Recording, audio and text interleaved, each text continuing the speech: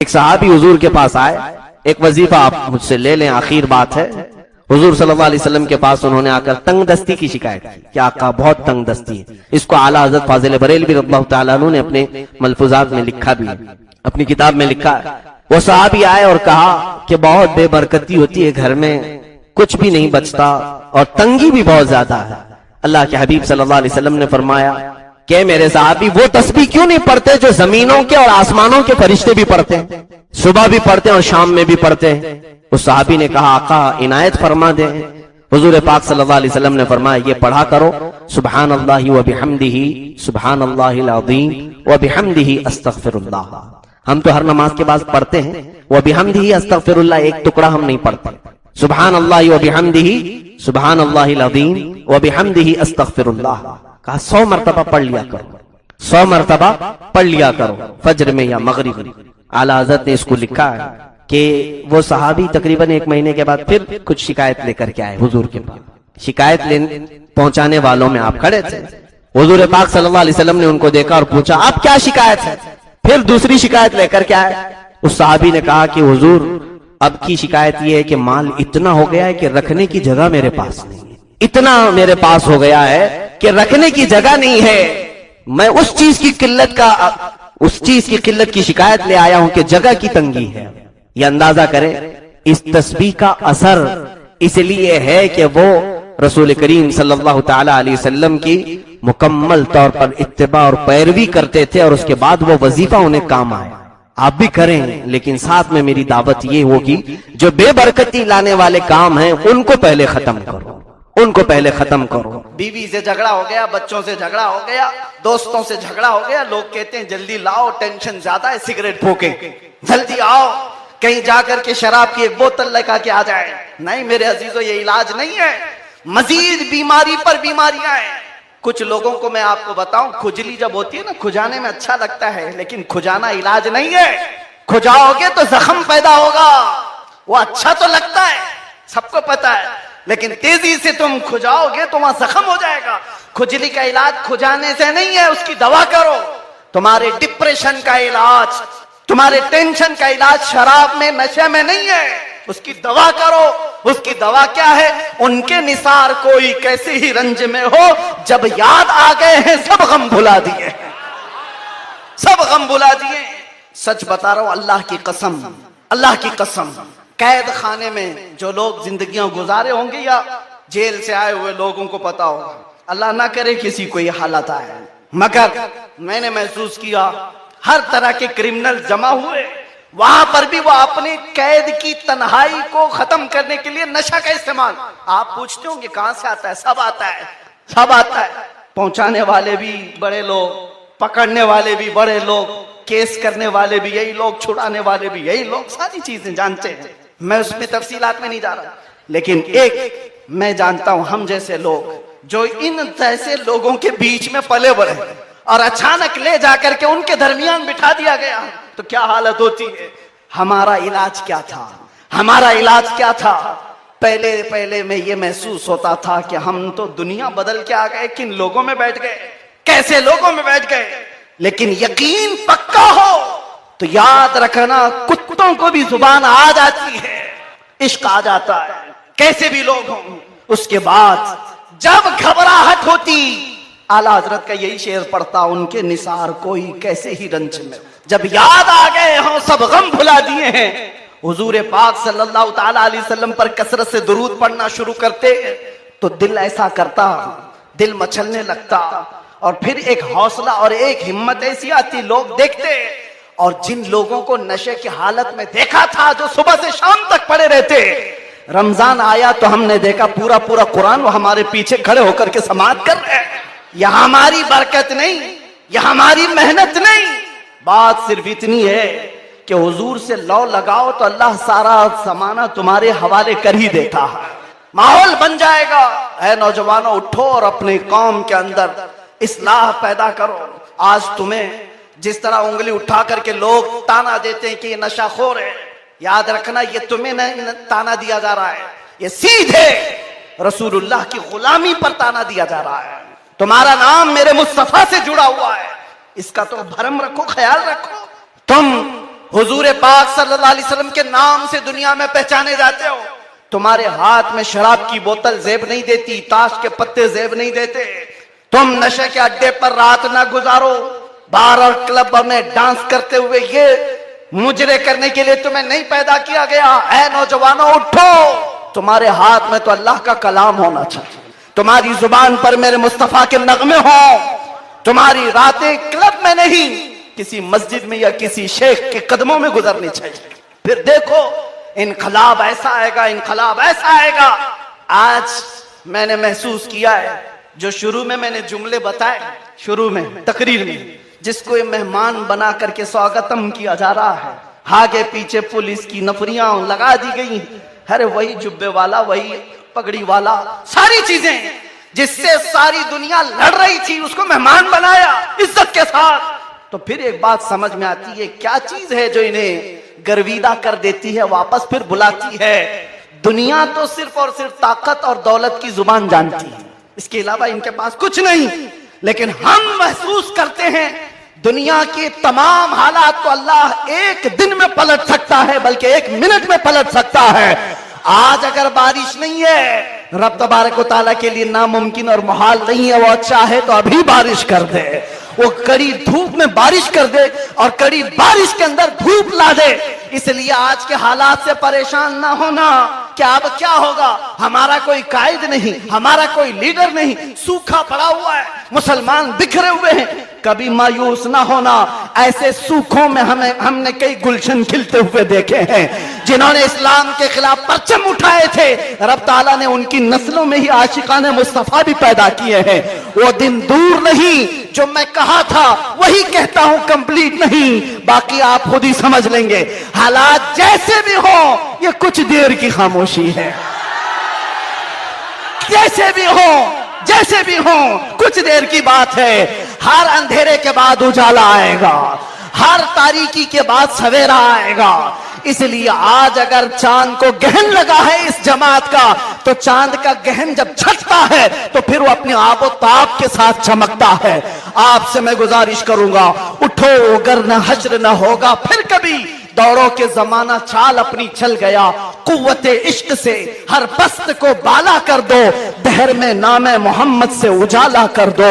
आपको पता है हमारी हालत आज जो है, ये तुम्हारा उमड़ना, गिरना, पड़ना हमें देखने के लिए, ये सब किसकी बुनियाद पर है, किसकी निस्बत से है? आप यहाँ सियासी लोगों को भी पूछ सकते हैं, अंदर से भी बाहर से भी हमारा कोई कनेक्शन ही नहीं, हमारा कोई ताल्लुक ही नहीं, हम किसी जगह के नेता भी नहीं, किसी पार्लियामेंट के मेंबर भी नहीं, हम कोई ऐसी बड़ी जमात भी नहीं पालते कि लोगों को 500-500 पहले दे करके तैयार कर लें। नहीं मेरे अजीजों, मैं भी कार में आ रहा था, पूछ रहा था ये सारे दीवाने कहां आसमान से उतर रहे हैं, ये कहां से आ रहे हैं, ये हुजूम कहां से आ रहा है? फिर दिल ये कहता है ये सारे लोगों का दिल अल्लाह ने एक तरफ फेरा है, तो सिर्फ इस बुनियाद पर जब तक बिके न थे तो कोई पूछता न था, या रसूल अल्लाह तुमने खरीद कर हमें अनमोल कर दिया। ईमान वालों की 3 अलामतें बताई गई। पहली अलामत यह है कि ईमान वाले बेशक वही हैं कि जब उनके सामने अल्लाह का जिक्र हो तो उनका दिल मचल जाए, अल्लाह का नाम आते ही उनका दिल खुश हो जाए, यह ईमान की अलामत है। और दूसरी अलामत रब ताला फरमाता है, जब उनके सामने अल्लाह की आयतें तिलावत की जाएं तो उनका ईमान बढ़ जाता, वो आयतें सुनना पसंद करते हो। इसी से आप अंदाजा करें हमारे अंदर अभी ईमान कितना है। अल्लाह के नाम पर खुशी होती है। अल्हम्दुलिल्लाह बुजुर्गों का ये तरीका रहा और आज भी है कि जैसी अजान की आवाज आती, अल्लाह का नाम है, सब खामोश हो जाते थे और उसका जवाब भी देने लगते थे। और यही माहौल ईमान की अलामत है कि जिन लोगों में ईमान बाकी है वो अल्लाह के नाम से खुश हो जाते हैं और खामोश हो जाते हैं, और ईमान ना हो तो उन्हें अल्लाह के नाम से कुछ फर्क नहीं पड़ता। और दूसरी चीज, वो अल्लाह की आयतें सुन करके अपना ईमान ज्यादा कर लेते हैं। इदा तुलियत अलैहिम आयातुहु ज़ादतहुम ईमाना, जब उनके ऊपर कुरान की आयतें, अल्लाह की आयतें तिलावत की जाएं तो उनका ईमान बढ़ जाता हो। ये भी आप ट्राई करके देखें, قرآن کی آیتیں تلاوت کی جائیں تو دل لگتا ہے کہ نہیں لگتا ہے؟ اگر دل لگتا ہے قرآن سننے کا تو اس کا مطلب ہے کہ ایمان ہے، اور قرآن سننے کا دل نہیں کرتا، بھاگ جاتے ہیں، تو نفاق ہے دل کے اندر، ایمان کامل نہیں ہے۔ اس کی سب سے بڑی علامت آپ کو رمضان المبارکہ میں دیکھنے کو ملتی ہے۔ حافظ قرآن اللہ کی آیتیں تلاوت کر رہا ہوتا ہے، کتنے لوگ ہیں جن کو قرآن سننے کی رغبت پیدا ہوتی ہے اور تلاوت پر ان کا ایمان بڑھتا ہو۔ ہونا یہی چاہیے میرے عزیزوں کہ جیسے اللہ کی آیتیں تلاوت کی جا رہے ہیں تمہارا دل لگنے لگ جائے، دل لگنے لگ جائے، یہ ایمان اندر ہے تمہارے پاس، ورنہ گھنٹوں گانے سنتے رہ جاتے ہیں، دوسروں کے ڈائلاگ، فلمی نغمے، نہ جانے کیا کیا چیزیں گھنٹوں تک سنتے رہ جاتے ہیں، بلکہ باقی سارے نغمے ایک جگہ پر، اللہ کا کلام اپنی جگہ۔ قرآن پاک سنتے ہی اگر ایمان بڑھنے لگتا ہے اور شوق بڑھتا ہے تو سمجھ لو کہ تمہارے اندر ایمان موجود ہے۔ تیسری چیز ایمان کی علامت، رب تعالیٰ فرماتا وَعَلَىٰ رَبِّهِمْ يَتَوَكَّلُونَ، اور جس کے سینے میں ایمان ہوتا ہے وہ صرف اپنے رب پر بھروسہ کرتے ہیں، صرف اللہ پر بھروسہ کرتے ہیں۔ آج مجھے یہی عرض کرنا ہے، ایمان جب کسی کے دل میں ہو تو وہ خوف و خطر سے آزاد ہو جاتا ہے۔ یہ فرمایا گیا کہ دو خوف اللہ تعالیٰ ایک دل میں نہیں ڈالتا، دو خوف ایک دل میں نہیں آتے، یا تو دنیا کا خوف بس جائے گا یا اللہ کا خوف بسے گا۔ ایسا نہیں ہوتا کہ اللہ کا خوف بھی ہے اور دنیا کا خوف بھی ہے، دو خوف جمع نہیں ہوں گے، اسی لیے ایک ہی خوف کو جگہ دو۔ اگر اللہ کا خوف ہے تو اللہ دنیا کے خوف سے آزاد کر دیتا ہے، اور یہی فرماتا ہے الا ان اولیاء اللہ لا خوف علیہم ولا هم يحزنون، جو اللہ کے ہو جاتے ہیں، اللہ کے دوست، ان کو کسی بھی بات کا خوف نہیں ہوتا، ڈر نہیں ہوتا، اور نہ ہی کسی بات کا رنج اور غم ہوتا ہے۔ یہ کب ہوتا ہے؟ جب اللہ کی ذات پر کامل بھروسہ ہو جائے، کامل یقین ہو جائے۔ یہ بھروسے کے متعلق چند باتیں عرض کرتا ہوں۔ اللہ کی ذات پر توکل کیسا؟ کچھ لوگ اس کا الگ غلط معنی سمجھ لیتے ہیں۔ توکل کا مطلب یہ ہے کہ سب چھوڑ چھاڑ کر کے بیٹھ جاؤ، اللہ ہی سب کرنے والا ہے، اس کا نام بھی توکل نہیں ہے۔ اللہ کی ذات پر یقین اور توکل کا مطلب اسباب کا سہارا لینا ہے، لیکن یقین اس کی ذات سے رکھنا۔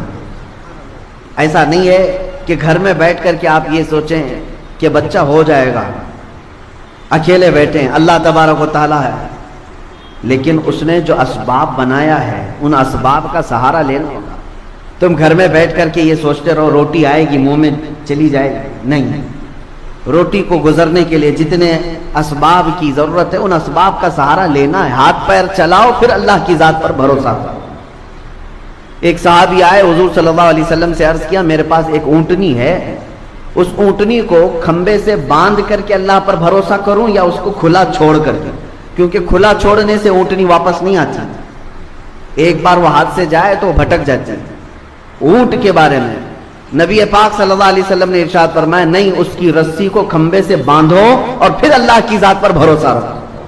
بیمار ہو گئے، بخار آیا، سردی ہے، سر میں درد ہے، پیٹ میں درد ہے، اللہ شافی کافی ہے، یقین ہے ہمیں کہ اللہ ہی شفا دے گا، لیکن اس کا مطلب یہ نہیں ہے کہ بیمار ہو کر بستر پر سوئے رہیں، مجھے اللہ پر بھروسہ ہے وہی شفا دے گا۔ وہ شفا دے گا لیکن دوا تمہیں لینی ہوگی، دوا لو اور پھر یہ کہو دوا تو ذریعہ ہے، حقیقت میں شفا اللہ کی طرف سے۔ یہ توکل ہے، اس کو کہتے ہیں توکل اور یقین۔ جیسے آج کے حالات میں بہت سارے لوگ دوسرے درجے کا توکل کر کے بیٹھے ہوئے ہیں، جب ہم یا علماء بیان کرتے ہیں کچھ نہیں ہوگا اللہ کے اوپر سب چھوڑ دو، تو سارے لوگ شاید سب چھوڑ کر کے بیٹھے ہوئے ہیں، چاہے وہ نبی پاک کی عزت کا معاملہ ہے، چاہے اسلام کی بات آئے، چاہے قرآن کی بات آئے۔ لوگوں کو ایسا لگنے لگا ہے کہ اللہ کی ذات پر بھروسہ ہے، جو ہونا ہے وہیں سے ہوگا۔ ایسا نہیں، اگر اللہ کی ذات پر بھروسے کا یہی مطلب ہوتا تو 313 نہتے صحابہ کبھی بدر کے میدان میں نہیں آتے، وہ مدینے میں بیٹھ کر کے ہی کہتے اللہ پر بھروسہ ہے، اللہ فرشتوں کو اتارے گا۔ نہیں، ہاتھ پیر چلاؤ اور پھر اللہ کی ذات پر بھروسہ رکھو۔ ہاتھ پیر تمہارے سلامت ہیں تو اللہ تعالیٰ فرماتا ہے میدان میں اترو، یہاں تک کہ نبی مکرم صلی اللہ تعالیٰ علیہ وسلم سید الانبیاء ہیں، سید المعصومین ہیں، رسول پاک صلی اللہ تعالیٰ علیہ وسلم خود 160 کلومیٹر پیدل چل کر کے رمضان کے موقع پر بدر کے میدان میں آئے، اور سب تیاریاں ہو جانے کے بعد رات کے وقت بیٹھ کر کے دعا کرتے ہیں کہ اے اللہ، ہماری جانب سے جو کچھ کرنا تھا ہم سب کر چکے، اب کامیابی دینا تیری ذات پر ہے، اب تیری شان پر ہے، اور اگر مولا اب بھی ہمیں کامیابی نہ ملی تو اس روئے زمین پر کوئی سجدہ کرنے والا نہ رہے گا۔ دیکھو نبی پاک صلی اللہ علیہ وسلم یہی دعا مدینے میں بھی کر سکتے تھے، یہی دعا اپنے گھر میں بیٹھ کر کے بھی کر سکتے تھے، اپنی مسجد میں بھی۔ نبی پاک صلی اللہ تعالیٰ علیہ وسلم نے توکل اور یقین یہ سکھایا ہے کہ پہلے عمل کرو اور پھر رب کی ذات پر بھروسہ رکھو۔ عزیزان گرامی وقار، آج اسی کی ضرورت ہے کہ جو یہ سوچ کر کے بیٹھا ہے کہ سب کچھ ویسی ہی ہو جائے گا۔ قرآن میں مولا تعالیٰ فرماتا ہے ان اللہ لا یغیر ما بقوم حتی یغیروا ما بانفسہم، بے شک اللہ تعالیٰ اس وقت تک کسی قوم کی حالت نہیں بدلتا جب تک وہ قوم خود اپنی حالت نہیں بدلتی۔ خود تمہیں بدلنے کی فکر نہ ہو اور تم سوچتے ہو کہ دعاؤں سے ہی سب کچھ ہو جائے۔ ایک بزرگ کے بارے میں ایسی بطور مزاح یہ بیان کیا گیا تھا کہ ان کی کھیتی باڑی تھی اور بڑے شریف مولانا صاحب تھے، کھیتی باڑی کرتے تھے اور بیٹھے رہتے تھے۔ ایک گدھا آتا تھا، فصلیں چر جاتا تھا اور یہ تسبیح پڑھتے تھے، لا حول ولا قوت الا باللہ، لا حول ولا قوت الا باللہ۔ گدھا چلا جائے، گدھا چلا جائے، گدھا چلا جائے، تسبیح 100 بار۔ گدھا کہاں سے جاتا؟ وہ فصلیں خوب چرتا تھا اور چلا جاتا تھا، اور ان کی تسبیح ختم نہیں ہوتی تھی۔ گدھے کو بددعائیں بھی دے رہے ہیں اور اللہ کی تسبیح بھی پڑھ رہے ہیں بیٹھی جگہ، اللہ تعالیٰ کچھ کر دے، اس گدھا چلا جائے، یہ گدھا چلا جائے۔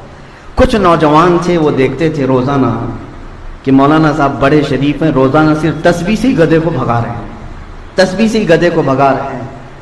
آدھی فصل تو وہ روز کھا گیا تھا گدھا۔ ان نوجوانوں کو رحم آیا، وہ کچھ ڈنڈے لے کر کے میدان آ گئے۔ 4-5 دن کے بعد ڈنڈے لے کر کے آئے اور اس کے بعد پھر اس کھیتی میں چرنے والے گدھے کو جو تڑ لگایا انہوں نے، تو گدھا چیختے ہوئے جو بھاگا زخمی ہو کر، پھر کبھی نہیں آیا۔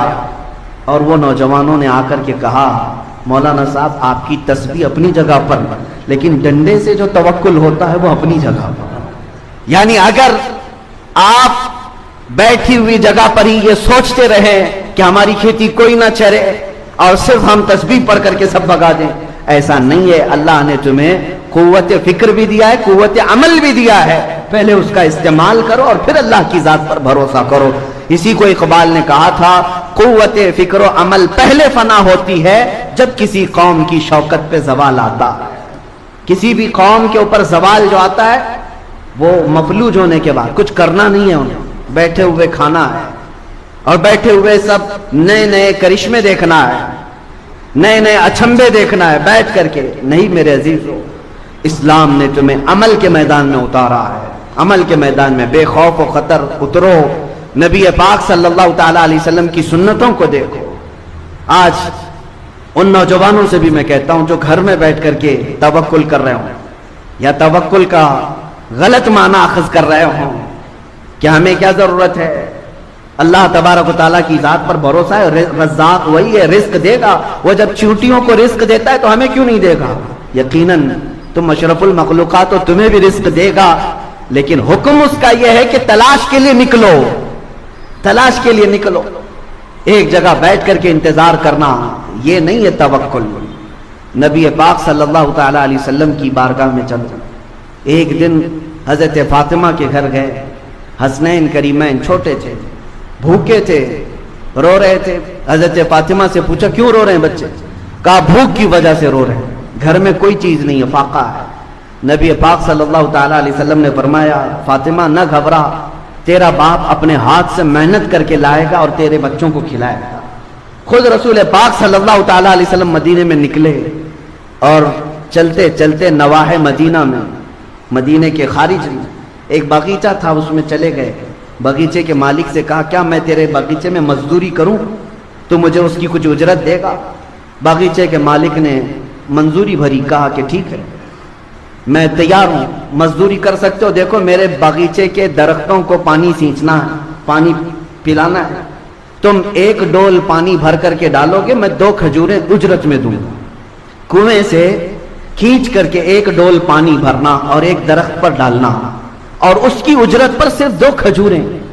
نبی رحمت سید العالمین طٰہٰ و یاسین، ہم غریبوں کے آقا، جن کے ہاتھ میں مولا نے سارے خزانوں کی کنجیاں تھیں، انہوں نے 2 کھجوروں کی اجرت پر یہ کام کو قبول کر لیا۔ گئے خود اپنے ہاتھ سے کنویں میں ڈول ڈالتے، پانی بھرتے، کندھوں سے اٹھاتے اور لے جا کر کے درخت کو پانی ڈال کے آتے۔ اس پر 1 ڈھول پر وہ باغیچے کا مالک 2 کھجوریں دیتا تھا۔ 3 ڈول میرے آقا صلی اللہ علیہ وسلم نے ڈالے، 6 کھجوریں لی۔ 4تھا ڈول جیسی ہی کنویں میں ڈالے، رسی ٹوٹ گئی، ڈول گر گیا کنویں کے اندر، رسی الگ ہو گئی۔ اس بات پر وہ باغیچے کا مالک اتنا غصے میں آیا کہ ہاتھ اٹھا کر حضور پاک صلی اللہ علیہ وسلم کو لگا، کہا تمہیں کام کا طریقہ نہیں معلوم؟ اللہ کے حبیب صلی اللہ علیہ وسلم نے اس وقت تک یہ نہیں فرمایا کہ انا حبیب اللہ، میں اللہ کا حبیب ہوں، یہ نہیں فرمایا، بلکہ نبی پاک صلی اللہ تعالی علیہ وسلم عمل کے میدان میں رزق حلال کے لیے رسی کھینچتے رہے اور اس سے کہتے ہاں یہ مجھ سے رسی ٹوٹ گئی، میں کوشش کرتا ہوں بنا کر کے دے دوں۔ کسی طرح سے اس کی رسی بنا کر کے دیا اور 6 کھجوریں لے کر واپس لوٹائے۔ اپنے گھر آئے، سیدہ زہرا کے گھر بچے رو رہے تھے، 6 کھجوریں خوشی خوشی لا کر کے کھلایا۔ اس چیز کا کوئی غم نہیں کہ میں مزدوری کر کے آیا، اس چیز کا کوئی غم نہیں کہ باغیچے کے مالک نے ہاتھ اٹھایا، نہیں، میرے گھر میں حلال 6 کھجوریں آئی۔ اور جب حسنین کریمین کو کھلایا، یہ نبی پاک صلی اللہ تعالی علیہ وسلم کا عمل درس امت ہے، امت کے لیے درس ہے۔ اس باغیچے کے مالک کو حضور کے جاتے ہی اندر سے بے چینی اور بے قراری شروع ہوئی کہ اتنا حسین و جمیل نوجوان میرے پاس آیا اور کام کرتے کرتے اس سے اگر رسی ٹوٹ گئی تھی تو میں نے ہاتھ اٹھا دیا، غلط کیا، اور اس بے چینی میں موجود تھا۔ بے چینی میں کوئی صاحب وہاں سے گزر رہے تھے، ان سے روتے ہوئے اس باغیچے کے مالک کو پوچھا کیا بات ہے، بے قراری کس بات کی؟ اس نے کہا ایک ایسا مرد یہاں پر آیا تھا بڑا حسین و جمیل، اور اس نے رسی سے میرے باغیچے میں ڈول پانی بھر بھر کر کے سینچا، لیکن اس سے رسی ٹوٹ گئی تو میں نے ہاتھ اٹھایا، اس کے بعد سے مجھے بے چینی۔ اس آنے والے نے پوچھا بتا تو صحیح ان کا حلیہ کیا تھا؟ حلیہ بتانے والے جو بتاتے تھے، اللہ اکبر، سنتے ہی ساننے والے وہ صحابی رسول تھے، رو پڑے، کہا نادان تجھے پتہ نہیں وہ سید الانبیاء ہیں، وہ رسول خدا تھے جن پر تو نے ہاتھ اٹھایا۔ وہ نہیں جانتا تھا، وہ پہچانتا نہیں تھا۔